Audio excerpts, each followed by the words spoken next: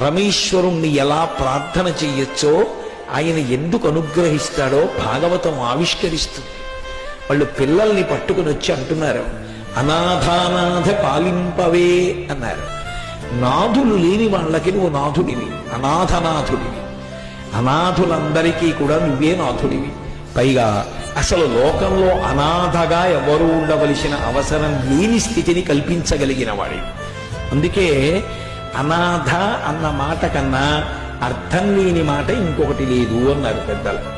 ఎందుచేత అంటే ఒక మాట ఉందనుకోండి, నామం ఉంటే రూపం ఉంటుంది, అలాంటి వాడు ఎవరో ఉండాలి అని. అనాథ అన్నాను అనుకోండి, ఎవరో ఉండాలి.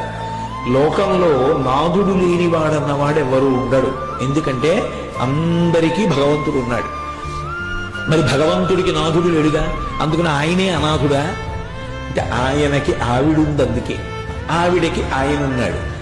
మరి అందరికీ ఎవరో ఒకళ్ళు ఉన్నారు, అసలు ఎవరు లేని వాళ్ళు లేరు. మరి ఆ మాట ఎందుకుంది అంటే అలాంటి వాడు ఓడు ఉంటాడన్న మాట నీ జీవితంలో ఎప్పుడూ అనవద్దు. అందుకే లోకంలో ఉండని వాడెవరంటే అనాథ. అనాథలన్న వాళ్ళు ఉండరు, అందరూ సనాథులే. అందరికీ భగవంతుడు ఉన్నాడు కాపాడడానికి.